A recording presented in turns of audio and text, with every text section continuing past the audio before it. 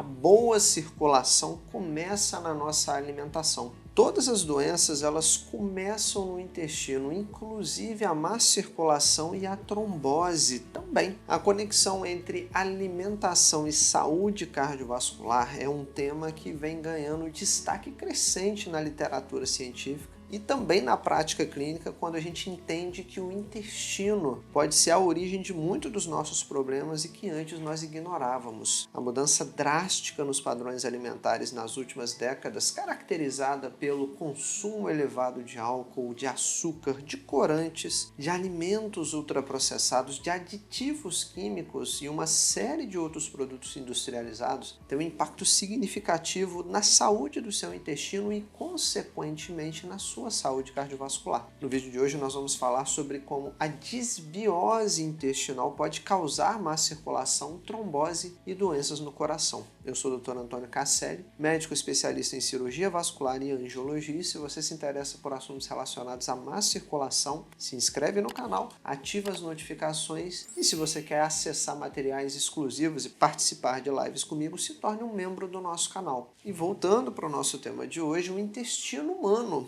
ele é povoado por trilhões de micro-organismos, conhecidos coletivamente como a nossa microbiota intestinal. Antigamente se falava flora intestinal. E é essa comunidade de bactérias que vivem harmonicamente no nosso intestino que desempenha um papel crucial na saúde e na doença, nas mais comuns do nosso dia a dia. A disbiose é um desequilíbrio na composição dessa microbiota intestinal, que é um complexo ecossistema de micro-organismos que reside no nosso trato gastrointestinal, e esse estado de desequilíbrio entre as bactérias boas e as bactérias ruins, que envolve alterações no nosso microbioma intestinal, que acaba favorecendo a proliferação de diferentes espécies de bactérias nocivas para a nossa saúde. Em alguns casos, o aumento desses micro-organismos patogênicos em detrimento daqueles micro-organismos benéficos que vão manifestar em diversas doenças do nosso dia a dia. Essa microbiota intestinal ela tem um papel crucial na saúde humana. Ela é influenciada pela sua digestão, pela síntese de vitaminas. Essa microbiota intestinal ela é importantíssima, por exemplo, para a sua digestão, para absorver nutrientes essenciais. Por exemplo, para a síntese de vitamina K, que é muito importante para a coagulação do sangue. Então, se você tem má circulação, a origem pode ser o seu intestino. Esse microbioma intestinal, ele protege contra patógenos invasores que causam gastroenterite, intoxicação alimentar, muitas doenças de pele, como acne, modulação no sistema imunológico, até mesmo a regulação do nosso humor. A serotonina é indiretamente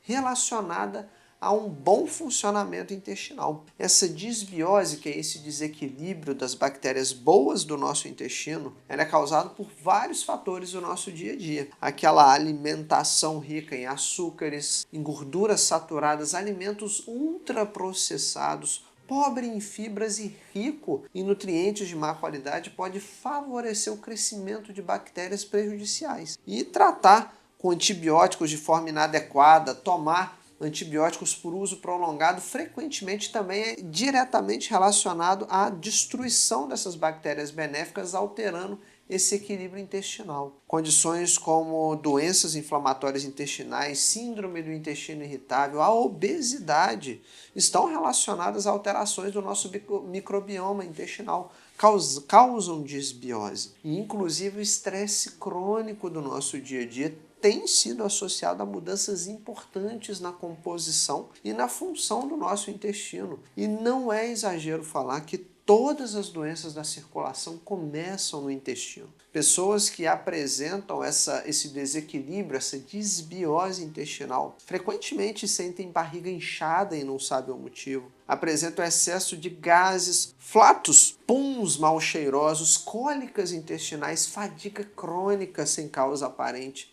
alterações do humor inexplicáveis, alergias pelo corpo, acne, queda de cabelos em locais atípicos do corpo, além do rosto em outros locais como cair pelos ou aparecer acnes em regiões atípicas, até mesmo corrimentos vaginais em mulheres sem causa aparente. E alimentar a microbiota intestinal de forma saudável é essencial para a manutenção e para o equilíbrio do nosso bem-estar geral. E é claro que eu vou te dar várias dicas de como se alimentar corretamente no vídeo de hoje para proteger não só o seu intestino, mas a sua circulação, para cuidar da sua saúde gastrointestinal e cardiovascular da forma certa. Mas já vai e pega lá um papel e uma caneta para anotar dicas de ouro que eu vou te dar no decorrer desse vídeo. Vamos começar pelo kefir. O kefir é uma bebida fermentada, repleta de probióticos que são benéficos para o nosso intestino. Esse alimento que é pouco conhecido, ele pode te ajudar a restaurar e a manter um equilíbrio da sua flora intestinal. Além dele ser uma excelente fonte de vitaminas e de minerais, junto do kefir a gente tem bananas, que são prebióticos. Prebióticos e probióticos eu já vou te explicar o que é, mas a inulina, muito comum na banana,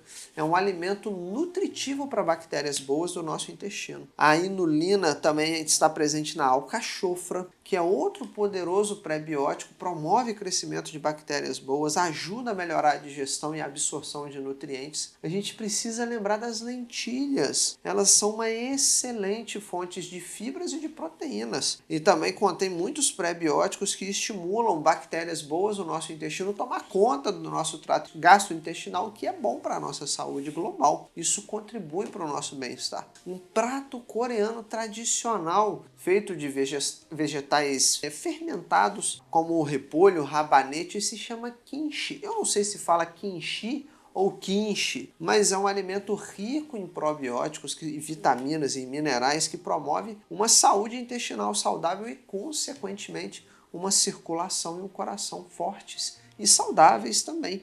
E se você ficou curioso para conhecer, saber como faz esse tal de kimchi, eu vou deixar aqui na descrição desse vídeo 2 receitas muito saborosas e saudáveis que vão fazer toda a diferença para a sua circulação. Lá eu vou deixar como você faz um kefir caseiro e também prepara esse kimchi se você se interessou por esses alimentos. Mas agora falando sobre alimentos que envenenam o seu intestino, a gente tem que anotar também uma listinha do que você deve evitar. O que você deve evitar a todo custo para ter uma boa saúde cardiovascular. São alimentos carregados de açúcar, adoçantes artificiais, como por exemplo os refrigerantes. São bebidas açucaradas, adoçadas, até mesmo aqueles zeros que têm aditivos para tornar eles docinhos, prejudicam o seu intestino e desequilibra a sua microbiota intestinal. O bacon, salsicha, presuntos podem ter níveis elevados de conservantes e aditivos químicos que podem desencadear a inflamação crônica do corpo por promover um desequilíbrio do nitrogênio. Com frequência, o abuso desses alimentos contribui para a disbiose intestinal. O alto teor de gordura em alimentos fritos pode ser difícil de digerir, pode causar um estresse no nosso trato gastrointestinal e promover também esse desequilíbrio da microbiota intestinal, além de favorecer o crescimento de bactérias prejudiciais. Esses alimentos nutrem a parte ruim dessas bactérias e várias pesquisas têm sugerido que adoçantes artificiais alteram esse equilíbrio intestinal, produzindo diversos desequilíbrios no nosso organismo, potencialmente levando a problemas de saúde metabólica. Então é prudente evitar o excesso desses adoçantes ou de bebidas ricas nesses nutrientes, nesses aditivos químicos. Falando aí de aditivos conservantes, gorduras trans, a gente tem que lembrar de alimentos ultraprocessados, lasanhas congeladas, aqueles steaks de frango, salgadinhos empacotados, molhos industriais, tudo isso contribui para uma inflamação intestinal, desequilibra o seu intestino e, consequentemente, a sua circulação. Sobrecarregam o seu coração, entopem as suas veias e se você enfrenta dificuldade para manter o seu intestino regulado, se você sente desconforto, cólicas, gases, barriga inchada, que são sintomas clássicos de disbiose, eu vou deixar na descrição desse vídeo um suplemento poderoso para nutrir bactérias boas do seu intestino, que é a glutamina. Mas é inegável que nos últimos anos os avanços tecnológicos particularmente o sequenciamento genético do nosso DNA e de outros animais e bactérias, de vírus. E tudo isso permitiu que a gente pudesse explorar melhor a nossa microbiota intestinal. Estudos publicados no início dos anos 2000 começaram a detalhar o papel desses micro-organismos que vivem de forma harmônica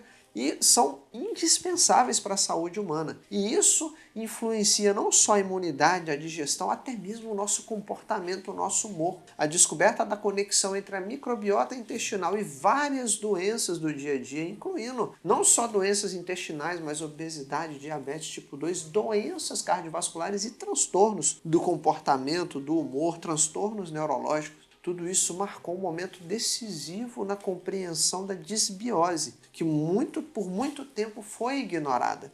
Esse período também coincidiu com o início do projeto Microbioma Humano em 2007, que foi uma iniciativa ambiciosa de muitos pesquisadores para caracterizar esses micro-organismos que habitam no intestino humano, incluindo os germes da nossa microbiota intestinal, além de nos ajudar a entender o papel do intestino na saúde e doença humanas. Em meados do século XIX, Louis Pasteur e Robert Koch estiveram entre os principais cientistas que estabeleceram a teoria dos germes e das doenças. Eles demonstraram que micro-organismos específicos eram, sim, a causa de várias doenças do nosso dia a dia. Antes disso, nem se tinha ideia que esses seres microscópicos existiam, tampouco que eles habitavam no nosso corpo e ainda mais de forma harmônica. E esse avanço foi crucial para a medicina moderna, para a microbiologia, para fornecer bases para que a gente possa entender a importância desse equilíbrio ou desse desequilíbrio no microbioma intestinal humano, de como isso leva às doenças. Uma ideia central nesse conceito que nós estamos discutindo aqui de disbiose da saúde geral junto